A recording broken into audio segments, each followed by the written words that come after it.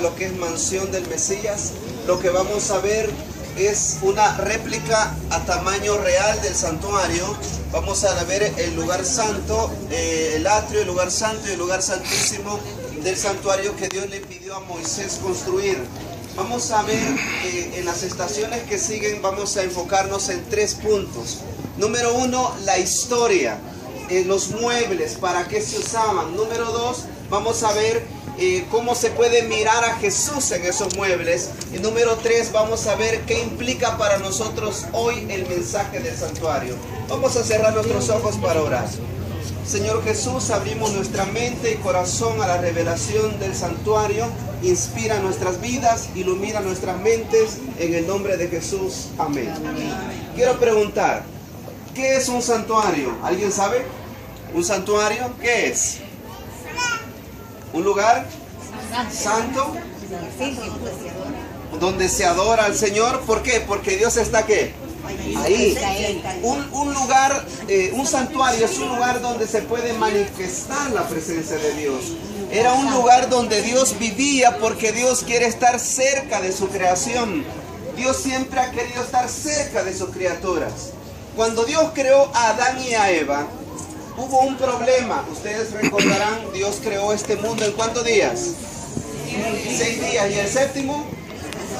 Lo descansó, lo reposó, lo bendijo. Ahora, en el 6º día, Dios creó a la corona de la creación, que es Adán y Eva, nuestros primeros padres. Nosotros somos la corona de la creación y Dios quiere estar cerca de nosotros. Por eso Dios visitaba a Adán y a Eva semanalmente en el huerto del Edén. El problema fue que un ángel llamado Lucifer se rebeló contra Dios y atacó este mundo. Hizo caer a Adán y a Eva en pecado. ¿Saben cuántos intentos hizo el diablo para engañar a Adán y a Eva? ¿Alguien sabe? La Biblia dice que hizo un solo intento. Ese enemigo es terrible. Ese enemigo es mortal. Busquemos al Señor mientras lo podamos encontrar. Ahora bien, cuando Adán y Eva cayeron en pecado, ¿qué merecían ellos? La muerte. Después de pecar, ¿murieron inmediatamente? ¿Por qué no murieron? Porque Dios es misericordioso por su gracia y amor. Ahora, pero sí alguien murió, porque cuando ellos pecaron, la gloria que los cubría, ¿qué pasó? Se fue de ellos. Así que se taparon con hojas, pero Dios los vistió con pieles. ¿Será que Dios tenía un armario con pieles? No. Hubo el primer ¿qué? Sacrificio.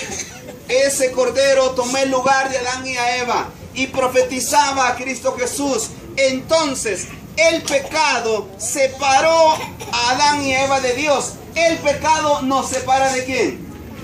De Dios. Por esa razón Dios pidió que se construyera un santuario, porque Dios quiere estar cerca de su creación y quiere ayudarnos a separarnos del pecado.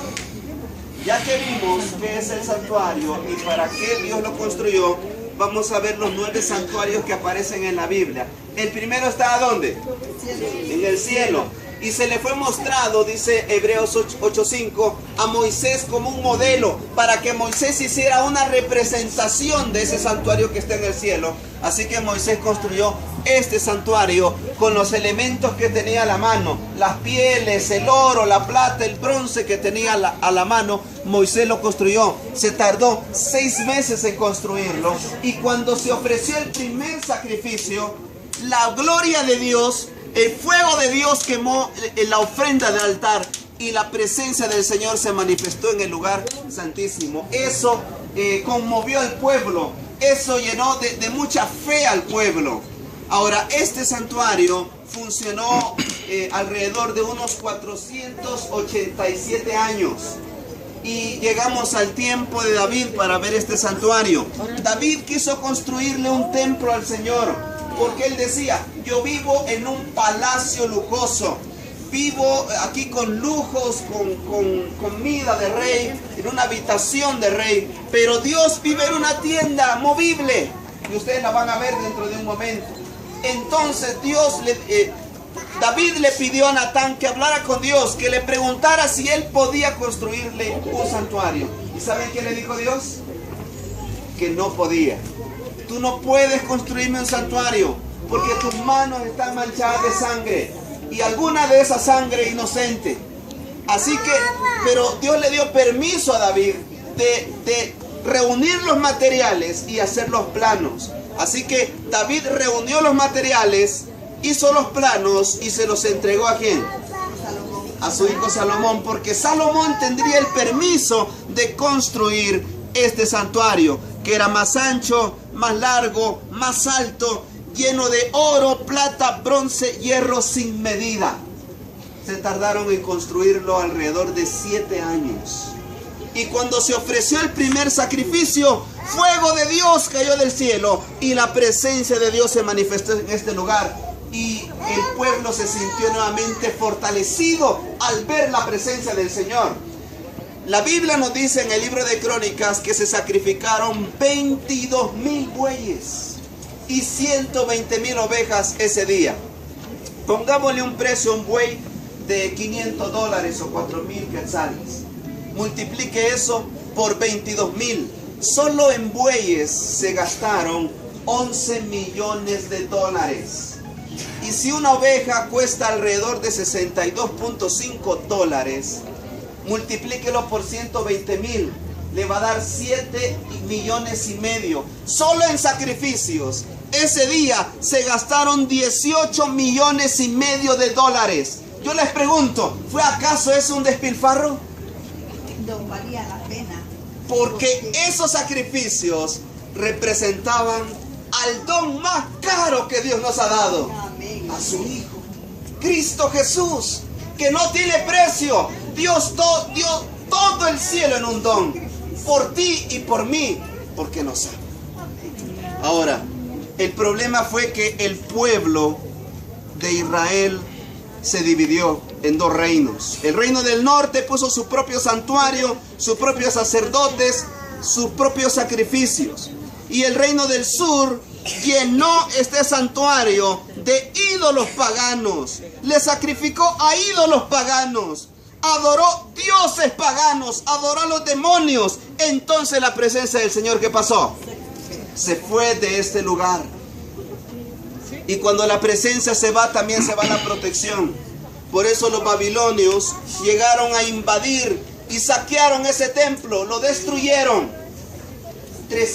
Más de 300 años después se construyó este santuario. Antes Ezequiel tuvo una visión. Cuando el pueblo estaba cautivo en Babilonia, Ezequiel tuvo esta visión. El templo de Ezequiel nunca fue construido. Usted puede leerlo en Ezequiel capítulo número 40 al 48. Pero ahora tenemos este santuario. Este fue construido por Zorobabel, más de 300 años después que aquel fue construido. Y 500 años después Herodes lo remodeló, lo embelleció. Lo interesante es que 3 años después que Herodes terminó de construirlo, el ejército de Roma llegó y lo destruyó. Ahora, cuando se ofreció el primer sacrificio para dedicar este templo, ¿saben qué pasó? No pasó nada. No hubo manifestación visible de Dios. No hubo fuego del cielo. No hubo presencia del Señor en el lugar santísimo. Pero la profecía de Ageo capítulo 2 dice que la gloria de este templo iba a ser mayor que la de aquellos anteriores. ¿Por qué? Porque Cristo Jesús visitaría este templo. Él fue presentado como un niño acá. Y Él vino a visitar este templo. ¿Se recuerdan que Él limpió el atrio? Lo habían vuelto un mercado y sacó a los mercaderes del atrio. Cristo Jesús llegó a este templo. Pero cuando Cristo Jesús llegó, nos enseñó que ahora Él era el templo. Porque Él dijo, este templo, si ustedes lo destruyen, en 3 días lo edificaré. ¿Pero de qué estaba hablando? El templo de su cuerpo. De su cuerpo. Cuando Cristo Jesús muere, el velo que separaba el lugar santo del lugar santísimo, ¿saben qué pasó? Se rasgó en 2. Ya no hay más templos humanos. Ya no hay más sacerdotes humanos. Ahora Cristo es el templo. Cristo es el sacerdote. Cristo nos enseñó además que cada uno de nosotros, dice Corintios, capítulo 3 y capítulo 6, somos un templo, ¿sí o no? Amén. ¿O no sabéis que vuestros cuerpos son templos donde Dios quiere que habitar? Pero Dios va a habitar si tú le abres el corazón, si tú lo dejas entrar, serás habitación de Dios, morada de Dios. Él quiere estar contigo. El otro templo es la iglesia. La iglesia, la comunidad de cristianos mundiales, componen el cuerpo del Señor, donde Cristo es ¿quién? La cabeza. El otro templo que la Biblia nos menciona aparece en el libro de Apocalipsis, capítulo número 21, cuando Juan tuvo en visión la tierra nueva. Él vio la nueva Jerusalén descender de Dios y posarse en la tierra nueva. Y Juan quiso buscar dónde adorar a Dios, pero en la tierra nueva él no halló un templo, porque Dios será el templo, hermanos. ¿Cuántos templos mencioné? Repasemos, son 9. El primero está ¿dónde? En el cielo. El segundo, el de Moisés. El tercero, el de Salomón. El cuarto, el de Ezequiel. El quinto, el de Zorobabel o Herodes. El sexto, Cristo Jesús. El séptimo, nosotros, nuestros cuerpos. El octavo, la iglesia. Y el noveno, Dios mismo como templo.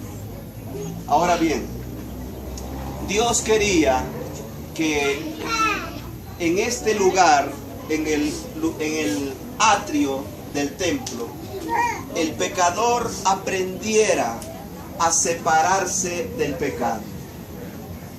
Habría que separar al pecador del pecado, sin matar al pecador. Una cirugía espiritual que solo Dios puede hacer, ¿sí o no? Cuando el pueblo de Israel salió de Egipto, vagó por el desierto y fue a encontrarse con Dios. Ahora, con esto en mente, quiero invitarles a pasar al atrio, donde vamos a ver cómo es que Dios sacó a Israel de Egipto y a Egipto de Israel. Vamos a pasar por acá.